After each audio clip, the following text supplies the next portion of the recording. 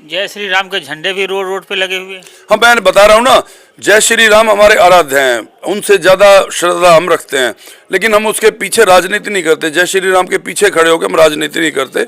जय श्री राम को हम पूजते हैं और वो पूजने की चीज़ है, सब पूजेंगे उनको, लेकिन उनके पीछे राजनीति करने का जो खेल है अब लोगों की समझ में आ गया। और आपने देख भी लिया कि यूपी में मंदिर का अधूरा निर्माण किया था, इसीलिए भगवान जो है उनके खिलाफ क्रोधित हो गए और उनका यूपी में जो हश्र हुआ है वही दिल्ली में भी होगा।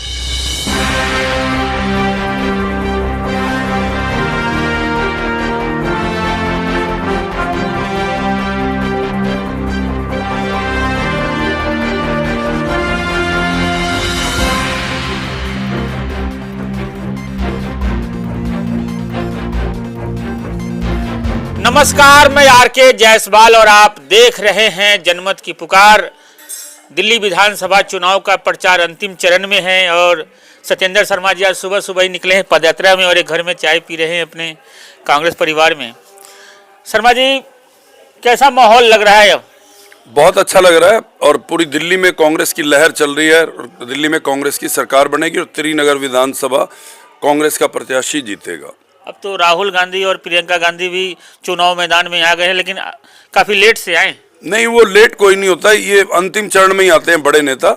उससे पहले जो हमारे सेकंड लाइन के लीडरशिप होती है वो आती है, और जो फर्स्ट लीडरशिप है वो लास्ट टाइम में ही आती है, और वो ठीक टाइम पे आए हैं। अरविंद केजरीवाल ने एक कांग्रेस कार्यकर्ता को संबोधित करते हुए एक वीडियो जारी किया है जिसमें कहा है कि आप पार्टी राजनीतिक मत देखो, दिल्ली को अगर संवारना चाहते तो फिर से एक बार अरविंद केजरीवाल को मौका दे दो, ताकि जो सुविधाएं मिल रही है वो आपको जन कल्याणकारी सुविधा मिलती है। इसीलिए 8 उसके विधायक जो है पार्टी से इस्तीफा देंगे। उन्होंने स्पीकर को इस्तीफा दिया, पार्टी छोड़ गए हैं, तो अब उनको लगता है कि उनकी पार्टी बिखर रही है, तो इस तरह की अपील कर रहे हैं। अभी ये अपीलें चलने वाली नहीं है। 10 साल पहले जब वो झूठ के रथ पर बैठ कर आए थे, खूब झूठ बोला था, तो उस वक्त कुछ लोगों ने उनकी बात पे यकीन कर लिया था। तो इन 10 सालों में वो एक्सपोज हो गए हैं, अब उनकी बात पे कोई यकीन करने वाला नहीं है। और 8 तारीख के बाद उनकी पार्टी टूट कर बिखर जाएगी। ये जो झाड़ू है ये तिनका होकर बिखर जाएगी, क्योंकि दिल्ली में कांग्रेस की सरकार बनने जा रही है। कैसा अनुभव रहा? घर घर जा रहे हैं, प्रचार का अंतिम 1-2 दिन रह गए हैं बस, कैसा अनुभव? बहुत प्यार और समर्थन मिल रहा है। मेरे पास लोग अपने आप आ रहे हैं कि जी हम कांग्रेस को सपोर्ट करना चाहते हैं, कांग्रेस को वोट देना चाहते हैं, क्योंकि हमने दोनों सरकारों को देख लिया। दोनों सरकारों ने दिल्ली और देश को तबाह कर दिया। एक मंदिर और मस्जिद के नाम पर वो करता है, एक झूठी घोषणाएं करके लोगों को बहकारा है। कांग्रेस एक ऐसी पार्टी जिसने 70 साल इस देश को बखूबी चलाया, देश को आज़ादी दिलाई और देश का समग्र विकास किया।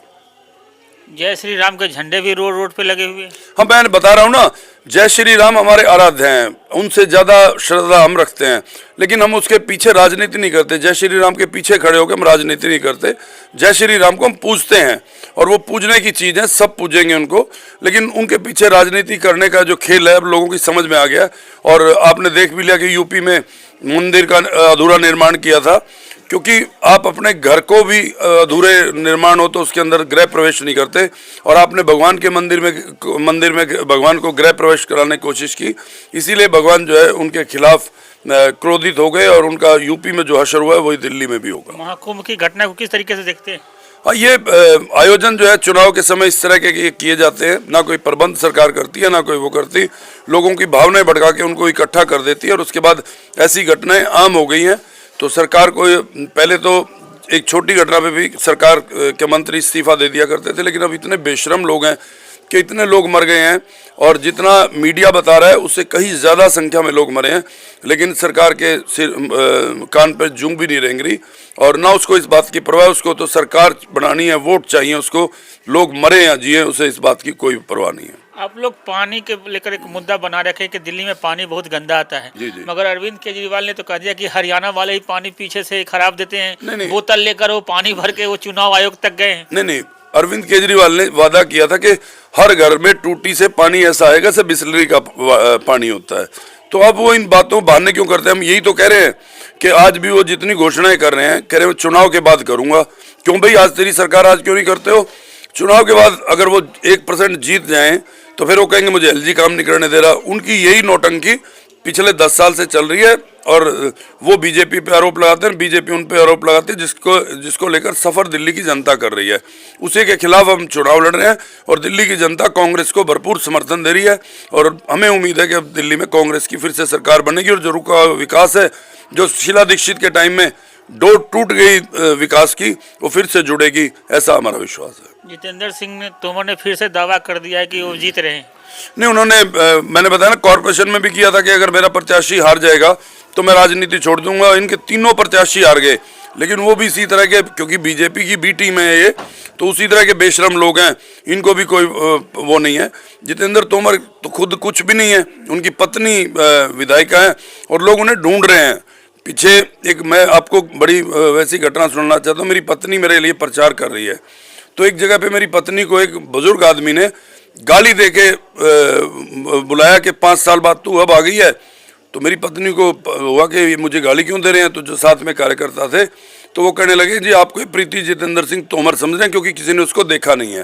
तो फिर जब उसने बताया कि मैं प्रीति जितेंद्र तोमर नहीं हूँ, मैं सत्येंद्र शर्मा कांग्रेस कैंडिडेट की पत्नी हूँ, तब उन्होंने उसको प्यार और दुलार दिया। उन्होंने कहा कि कांग्रेस तो अच्छी पार्टी है और उसके लोग भी अच्छे हैं, उसको हम प्यार करते हैं, अब हम कांग्रेस को ही लेकर आएंगे। क्या क्या समस्याएं गिनाते हैं आप लोगों के बीच में जा रहे हैं? ऐसे इन्होंने तो 1100 काम करने का दावा किया, एक किताब घर घर भेजा इन्होंने। आप जाते हैं तो क्या क्या समस्याएं सुनाते हैं? नहीं, आप भी पत्रकार हैं, आपने 1100 काम देखे हैं। एक विधानसभा छोटा सा क्षेत्र होता है, अगर उसमें 1100 काम हो जाए तो स्वर्ग बन जाएगा एरिया। सिर्फ किताबों में है, धरातल पर कुछ भी नहीं हुआ है। हाँ, कमीशन 1100 की पक्की ले ली होगी, ये मुझे विश्वास है, क्योंकि जो इन्होंने वो अपने गांव में बड़े बड़े वो कारोबार कर लिए हैं, तो वो बिना कमीशन के नहीं, क्योंकि ये भी मेरी तरह एक साधारण आदमी थे। जानकारी है आपको? मेरी तरह एक साधारण आदमी थे। जानकारी तो आपको भी है, लेकिन आप बोलते नहीं है, क्योंकि आपका मुंह बंद रखते हैं वो लोग। अरे नेताजी, हाँ, आपको ऐड मिलती है तो आप नहीं बोलते सरकार में। नहीं, निसंदेह मीडिया की वजह से ही तो सब कुछ हो रहा है। जब हम कोई काम करते हैं तो आप कहते हैं कि कांग्रेस प्रत्याशी ने या कांग्रेस की जनसभा में आम आदमी और बीजेपी पर आरोप लगाए, और जब वो करते हैं तो वो कहते हैं कि दोनों पे भारी पड़ गई आम आदमी।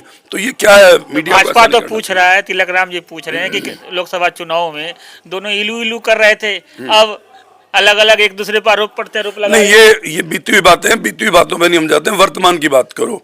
वर्तमान में हम बिल्कुल मुस्तैदी से लड़ रहे हैं और दोनों के खिलाफ लड़ रहे हैं, और जनता ने हमें अपना प्यार और समर्थन देकर पहले नंबर पे पहुंचा दिया। अब उन दोनों की दूसरे और तीसरे की लड़ाई है, वो कौन से नंबर पे आएंगे वो आपस में तय जी। भाजपा वाले बड़ी आशा भरी नजरों से देख रहा है आप लोगों को। हाँ, नहीं, भाजपा ने यही काम केजरीवाल के लिए भी किया था। उन्होंने सोचा था, केजरीवाल जब उन्होंने पैदा किया कि केजरीवाल कांग्रेस की वोट काटेगा और हम जीत जाएंगे। भाजपा हमेशा दूसरे के कंधे पर ही बंदूक चलाना चाहती है। आज भी वो जो सोच रही है, लोग जब चलते हैं तो एक तरफा चलते हैं, और अब लोग कांग्रेस की तरफ चल रहे हैं, तो कांग्रेस के लोग आएंगे, बीजेपी हाथ मलती रह जाएगी, वो इसी उम्मीद में रह जाएगी। पक्का उम्मीद है जीतने? हाँ, 100%। जनता का समर्थन इतना मिल रहा है। मैं कोई भगवान नहीं हूं, ना मैं ज्योतिषाचार्य हूं, लेकिन जनता का जो रुख है, जनता का जो प्यार है, जो समर्थन है, जो उनका प्रेम भाव है, जो समर्पण है, उससे मुझे लग रहा है कि भाई जीत हमारी 100% है। तो ये हमारे साथ बात कर रहे थे कांग्रेस प्रत्याशी सत्येंद्र शर्मा जी। मिलते हैं किसी और खबरों के साथ। नमस्कार। अगर आपने हमारा अभी तक चैनल सब्सक्राइब नहीं किया है तो कृपया चैनल सब्सक्राइब कर लें, लाइक करें, शेयर करें, कमेंट करें। तो मिलते हैं फिर किसी और खबरों के साथ। नमस्कार।